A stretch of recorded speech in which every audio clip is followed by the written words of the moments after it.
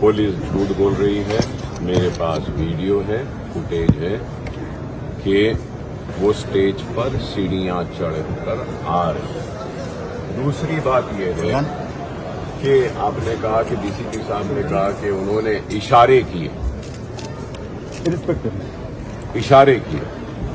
तो सवाल ये है कि फिर इशारा पुलिस कर सकती है, इशारे हम नहीं कर सकते। हिंट किया कि जल्दी खत्म करेंगे। अच्छा, हिंट किया, क्योंकि क्या हमको रूल या रेगुलेशन पता नहीं है कि कितना टाइम दिया गया है।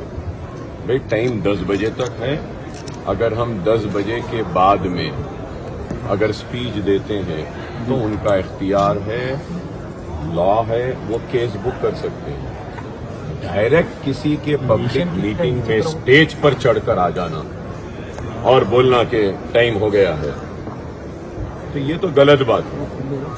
पुलिस को ऐसा करना नहीं चाहिए और इससे साफ जाहिर होता है कि पुलिस पार्शियल है या इम्पार्शियल है। सर हमारे साथ सेक्शंस लगाए गए हैं, काफी संगीन सेक्शंस लगाए गए हैं। 506 है, जान से मारने की धमकी देना और ये सब।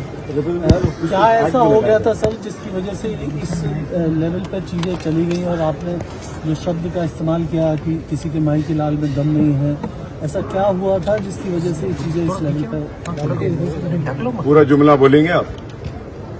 पूरा जुमला क्या पूछना चाह रहे हैं बोलिए ना। नहीं, जो आप क्या पूछना चाह रहे हैं बोलिए। मैं समझ नहीं चाह रहा हूँ, समझ नहीं पा रहा हूँ। क्या चीज हो गई जिसकी वजह से?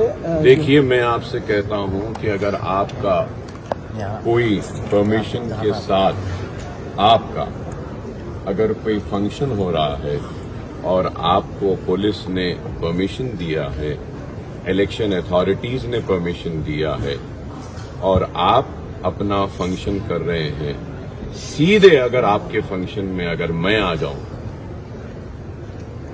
तो क्या आप यही सवाल करेंगे मुझसे? इलेक्शन नहीं, देखिए, मेरे पास वैलिड परमिशन था, मैं टाइम के अंदर था और वो आकर डिस्टर्ब कर रहे थे। मैंने इलेक्शन कमीशन ऑफ इंडिया को भी पूरा फुटेज भेज दिया है जहां पर वो स्टेज पर चढ़कर आए थे और एक इलेक्शन अथॉरिटी के एक ऑफिसर ने ये भी कहा है कि it is a mistake of the police कि he claimed and came to the stage, ये भी बोल चुके हैं। और तीसरी चीज ये है कि मैंने पुलिस के खिलाफ भी कंप्लेंट दिया हूं और रिक्वेस्ट किया हूं कि इस पे इंक्वायरी होना चाहिए कि you can not come and obstruct an outgoing public meeting. और जो सेक्शंस डाले गए हैं ये कोई नई बात नहीं है, मेरे ऊपर इससे पहले भी डाले गए हैं और ऐसे झूठे मुकदमे तो पड़ते रहे हैं। मैं कोर्ट से बाइज्जत बरी हुआ हूं और मैं डिमांड कर रहा हूं इलेक्शन कमीशन से कि इस पर इंक्वायरी होनी चाहिए और सारी चीजें क्लियर सामने आनी चाहिए कि कौन कसूरवार है, उस कसूरवार को सजा होनी चाहिए। अगर मैं कसूरवार हूं तो जरूर मुझे सजा दीजिए, अगर पुलिस है तो उन पुलिस ऑफिसर्स को लीगली एक्शन लेना चाहिए और उनको सस्पेंड भी करना चाहिए। कि पीसफुल एक मीटिंग जा रही है उसमें जाके आप डिस्टर्ब करके, ऑब्स्ट्रक्ट करके रोकते हैं, ये गलत बात है।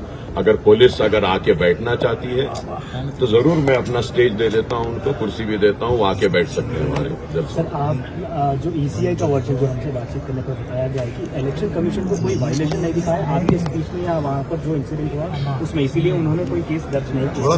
लेकिन पुलिस का इस तरीके से केस दर्ज करना क्या इंडिकेट करता है सर?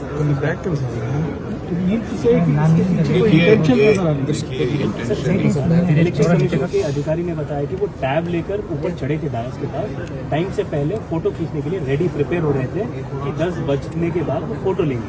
तो वो इलेक्शन कमीशन का वर्जन वो है, लेकिन डीसीपी बता रहे हैं कि ऑफिसर वहाँ पर डायस पे चढ़े नहीं थे, हाथ बनकर नीचे ही ठहरे थे। देखिए, वो डायस वो चढ़े हैं, न सिर्फ ये बल्कि इससे पहले भी यही पुलिस ऑफिसर ने मेरा स्कूल, मेरे प्राइवेट प्रमाइसेस में मैं बैठा हुआ था और वो स्ट्रेट बाज करते हुए अंदर आए। सेम ऑफिसर सीधा अंदर आए। तो ये सेकेंड टाइम इन्होंने ऐसा किया। अच्छा, ये पर्टिकुलर सेम या So कुछ पर्सनल देखिए, it is a school, it is my private premises. I am sitting there. I am meeting some few people, my friends, my party people, and also in the school, the NEET coaching was going on, the MSET coaching was going on, girls and children were studying. I was sitting there. I wanted, after the completion of classes, I waited there so that the girls can go from the campus. And this police officer, he just barges inside, सीधा अंदर दाखिल हो जाते हैं, आके ठहर के घूर रहे थे मुझे, नो रीजन। तो इनकी आदत है। देखिए, मैं आपसे पूछना चाहता हूँ, मैं आपसे सवाल करना चाहता हूँ, आपको परमिशन मिला एक टाइम से एक टाइम तक फंक्शन करने का, जलसा करने का, उसमें अगर कोई सीधा अंदर आ जाता है और डिस्टर्ब करता है, तो आप उसको क्या बोलेंगे? आप खुद बताइए, क्या ये सही है? क्या ये सही है? बताइए आप, कि एक मीटिंग चल रही है, पब्लिक है वहां पे, और लास्ट मोमेंट, डाइंग मोमेंट्स है, और मैं कोई 10 बजे के बाद तो नहीं कर रहा, 10 बजे से पहले ही अपनी तकरीर कर रहा था, तो यहाँ ऐसे एकदम आ जाना, आके डिस्टर्ब करना, क्या चाह रहे थे वो, मुझे खुद नहीं मालूम। सर, किसी ऑफिसर के इशारे पे चल रहा था या फिर अपना पर्सनल निकाल रहे थे ये? इंटेंशन नहीं, शायद ऊपर से इनको ऑर्डर है। सर, जबकि मुकाबला आपके इलाके में किसी और से नहीं है, वन साइड मुकाबला है, और ये पुलिस ऑफिसर की हरकत को आप किस तरह से देखते हैं? जैसे कि बार बार कह रहे हैं कि मेरे मुकाबले में कोई है ही नहीं, आने के लिए तैयार भी नहीं। अब ये मुकाबले में आना चाह रहे हैं शायद।